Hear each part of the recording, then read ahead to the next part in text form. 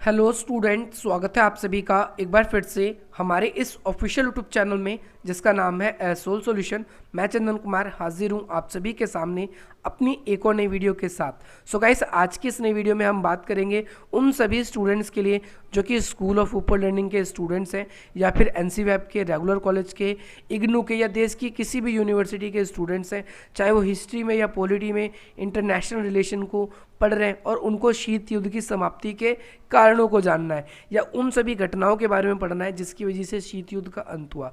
यहाँ पर हम क्लास 12th के लल्लू पंजू वाली बात पॉइंट को नहीं लेंगे, हम यहाँ पर अच्छे पॉइंट्स को लेंगे और उन अच्छे पॉइंट्स को किस तरीके से एक्सप्लेन करना है।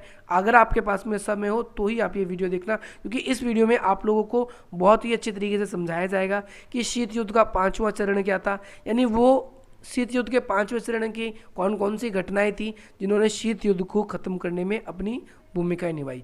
इसके अलावा आप लोगों के लिए कोल्ड वॉर के बहुत सारे फेजेस की वीडियोस आप लोगों के लिए ऑलरेडी अपलोडेड है, पर बहुत सारे स्टूडेंट्स की डिमांड्स आ रही थी कि सर ये वाली वीडियोस भी चाहिए। तो आप लोगों के लिए आज की इस नई वीडियो में कंप्लीट वे में हम बात करेंगे 5th phase of cold war, यानी कोल्ड वॉर का 5th फेज क्या था और किस कारण से ऐसी कौन सी घटनाएं थी जिसकी वजह से शीत युद्ध का अंत हुआ। तो चलेगा, ज़्यादा देर न करते हुए आज की अपनी इस वीडियो को हम स्टार्ट करते हैं। सबसे पहली बात तो आप लोगों को पता होना चाहिए कि ये जो शीत युद्ध का काल है वो 1985 से 1991 यानी जब तक सोवियत संघ का अंत नहीं हुआ तब तक चला। और शुरू कब से हुआ? शुरू भी एक घटना से होता है जब सोवियत संघ के नए महासचिव या राष्ट्रपति मिखाइल गोर्बाचेव बने।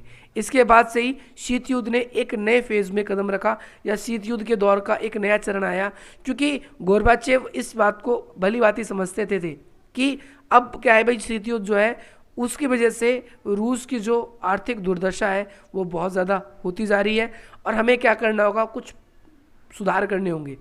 और उन्होंने कई सुधार किए थे और इसी वजह से जब लोगों को, वहाँ के लोगों को मौका मिला तो उन्होंने ना केवल सिर्फ उन सुधारों का लाभ उठाया बल्कि पूरी की पूरी सोवियत व्यवस्था है वही बिखर गई। हम बात करेंगे इस चरण की पूरी क्या क्या घटनाएं थी।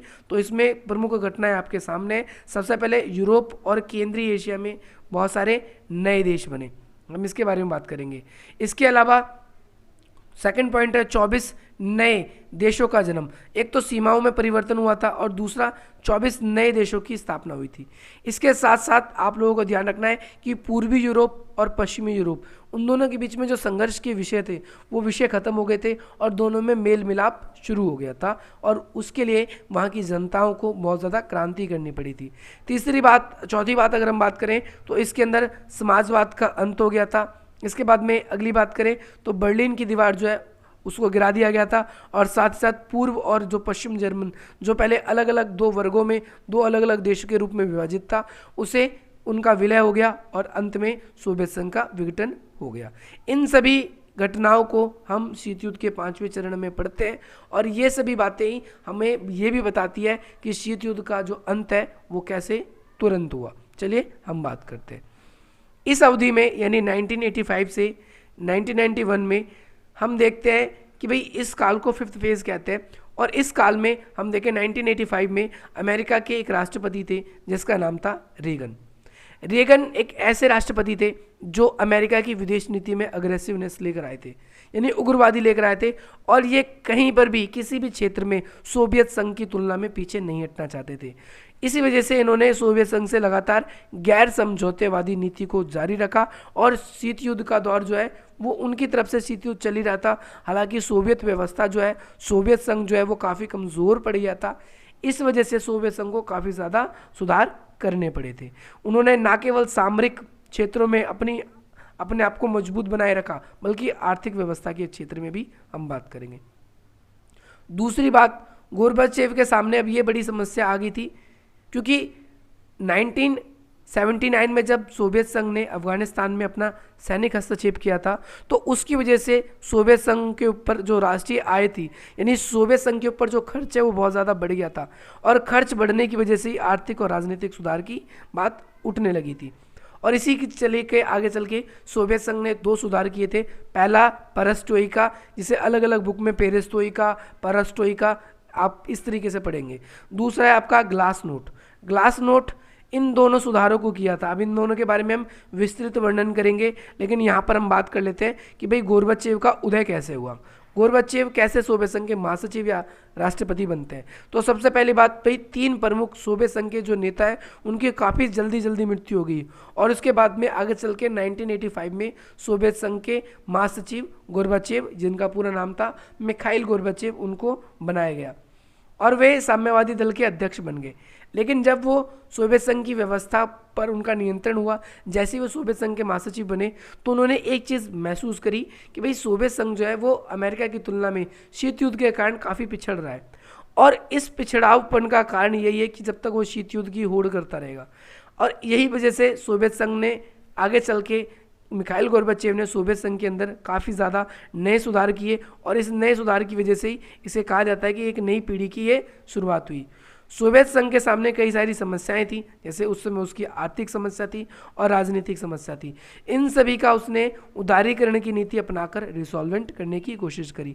1986 में ही ये सिद्ध कर दिया गया कि भाई इन सब जो घटनाएं हो रही थी, सुधार की बात चल रही थी, इन सब से बात ये पता चल गई कि भाई जो सोवियत संघ है वो अमेरिका की तुलना में कमज़ोर है और अमेरिका की तुलना में काफ़ी ज़्यादा पीछे है, और इसके लिए इसे क्या करना पड़ेगा, अपने आप को मजबूत बनाना पड़ेगा। वो अपनी आर्मी में ही सिर्फ ज़्यादातर पैसा इन्वेस्ट नहीं कर सकता। अगर वो अपनी आर्मी में ही ज़्यादातर पैसा इन्वेस्ट करेगा तो वो कैसे और ज़्यादा विकास करेगा। अब बात करेंगे हम एक एक करके घटनाओं के बारे में। तो भाई अफगानिस्तान से सोवियत संघ ने अपनी सेना कैसे बुलाई, तो आपने ये पढ़ लिया 1979 में अफगानिस्तान में क्या है, सोवियत संघ ने अपनी सेना भेजी थी, और उस सेना भेजने की वजह से इससे जो सोवियत संघ है उसकी जो इकोनॉमी है उस पर ज़्यादा प्रभाव पड़ रहा था, और इसीलिए ये माना जाने लगा कि सोवियत संघ को अपनी सेना जो है अफगानिस्तान से बुला लेनी चाहिए। परंतु उस समय जो मिखाइल गोर्बाचेव थे या जो सोवियत संघ था वो अपमानजनक रूप से गिरने के तैयार नहीं था, इसीलिए उन्होंने आगे चल के डायरेक्टली एकदम से ही इन्होंने एक निर्णय लिया, बिना मुजाहिदीन से समझौता किए इन्होंने अपनी सेना को वापस बुला लिया। और आगे चल के सोवियत संघ और अमेरिका के नेता ने दोनों ने एक समझौता भी किया था। क्या समझौता किया था मैं आपको बता देता हूँ कि दोनों में से कोई भी देश प्रत्यक्ष रूप से या अप्रत्यक्ष रूप से जो अफगानिस्तान है वहाँ पर हेल्प नहीं करेंगे। आपको ये ध्यान रखना है। ये कब हुआ था, 1989 में हुआ था। दूसरा है आपका पेरेस्ट्रोइका या फिर ग्लास नोट। तो इसके बारे में हम बात करेंगे। ये क्या था, गोर्बाचेव ने अपने शासन के दौरान सोवियत संघ की अर्थव्यवस्था अगर हम देखें तो बहुत ज़्यादा डाउन हो गई थी। जब मिखाइल गोर्बाचेव जो वहाँ के महासचिव बने तो सोवियत संघ की जो अर्थव्यवस्था है बहुत ज़्यादा खराब हो गई थी, वित्तीय संकट के दौर से गुजर रही थी। और उसी समय 1980s में क्या है कि कृषि उत्पादन भी बहुत कम रहा, और कृषि उत्पादन कम होने की वजह से आर्थिक बोझ और ज़्यादा बढ़ गया, और इस वजह से मिखाइल गोर्बाचेव को 2 सुधार करने पड़े, जिसे पेरेस्ट्रोइका या फिर ग्लास नोट भी कहा जाता है।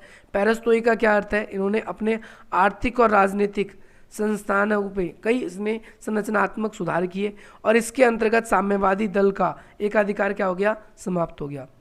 साम्यवादी दल का एकाधिकार समाप्त होने का मतलब यह है कि यहाँ पर पेरेस्ट्रोइका को अपनाने के बाद में चुनाव में बहुदलीय व्यवस्था आ गई थी।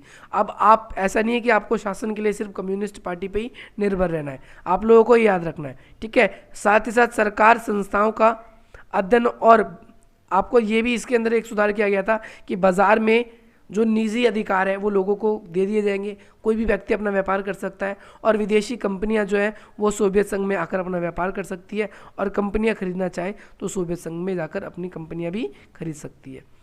अगला पॉइंट है आपका ग्लास नोट। ग्लास नोट का अर्थ होता है कि वही व्यक्ति को व्यक्ति अभिव्यक्ति यानी अपनी जो भी विचार रखने की आज़ादी दी गई।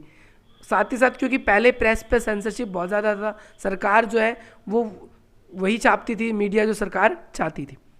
अगला है पूर्व में क्रांति। अब पूर्व के कई देश हैं जहाँ पर क्रांति होने लगी थी, वो पूंजीवाद को बेटर मानने लगे थे कंपेयर टू कैपिटलिज्म, वो कंपेयर टू सोशलिज्म। तो हम इसको देखेंगे। अब 1989 में क्या हुआ, यूएसएसआर में पहली बहुदलीय क्या बनी, सरकार बनी, और वहाँ पर उसका मुख्य कारण ये रहा कि उस समय की जो मीडिया थी उसने अपनी मुख्य भूमिका निभाई थी। वहीं पूर्व के देशों में सक्रिय आंदोलन को प्रोत्साहन मिला, यानी बहुत सारे आंदोलन होने शुरू हो गए, और इस आंदोलन में आप लोगों को पोलैंड का एग्जाम्पल याद रखना है, जहाँ पर क्या हुआ था, एटम ऑफ नेशन इसकी बात हुई थी। और इसके बाद में आप लोगों को ध्यान रखना है कि 42 ईयर्स बाद में पोलैंड में पहली बार ऐसा हुआ था कि गैर साम्यवादी सरकार बनी। और साथ साथ हंगरी और ऑस्ट्रेलिया की जो सीमा का प्रॉब्लम था, उस सीमा की प्रॉब्लम को भी रिसॉल्व कर दिया गया। इसके बाद में बल्गारिया, आपको पता होना चाहिए, और रोमानिया, उन दोनों की सरकार भी गिर गई और पूर्वी जर्मनी जो है उसको पश्चिमी जर्मनी के साथ विलय करवा दिया गया। इसके बाद में जुलाई 1998 में प्रैग में एक मीटिंग हुई थी। प्रैग एक स्थान का नाम है, वहाँ पर एक मीटिंग हुई और उस मीटिंग के बाद में क्या हुआ कि जो वार्सा पैक्ट था, जैसे अमेरिका ने सोवियत संघ ने अपने अपने अलग अलग सैनिक संगठन बनाए थे, अपने क्लास 12 में पढ़ा होगा, अमेरिका ने नाटो, सीटो, सेंटो बनाया था, तो वहीं सोवियत संघ ने वार्सा पैक्ट बनाया था। इस वार्सा पैक्ट को 1998 में ख़त्म कर दिया गया था।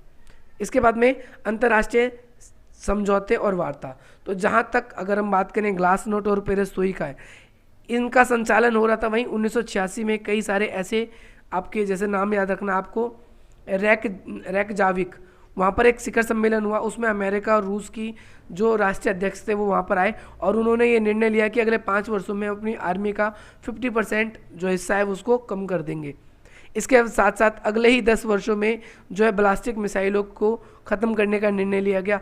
और 1987 में जो intermediate range nuclear force treaty, इस पर भी हस्ताक्षर हुए, जिसके तहत ये बात कही गई कि भाई परमाणु का आगे ज़्यादा और प्रसार ना हो, इस बात का सचेत रूप से ध्यान दिया जाए।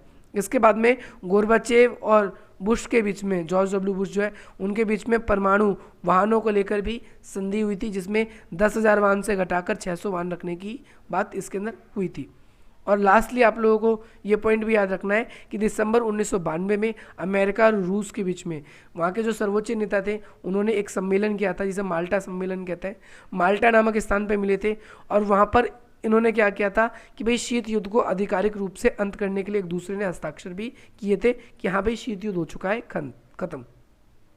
तो यही था आप सभी के लिए आज की वीडियो। आज की इस नई वीडियो से आप लोगों को ये पता चला कि शीत युद्ध के अंत होने के क्या कारण थे, क्योंकि एक पक्ष जो है सोवियत संघ वो काफ़ी कमज़ोर हो गया था और अपनी उस कमज़ोरता को ख़त्म करने के लिए सोवियत व्यवस्था आगे चल के ख़त्म करनी पड़ी ताकि हर एक तबके का, हर एक समाज का विकास हो सके। और हम ये कह सकते हैं कि भाई शीत युद्ध का 5th फेज़ क्या था। अगर आज आप सभी को ये वीडियो पसंद आई हो तो आप इसे लाइक करें, अधिक से अधिक मित्रों तक शेयर करें, हमारे चैनल को सब्सक्राइब करें ताकि इसी प्रकार की इंटरेस्टिंग वीडियोस जो है वो आप लोगों के लिए आती रहे और हमारा और आपका जो घनिष्ठ संबंध है वो बना रहे।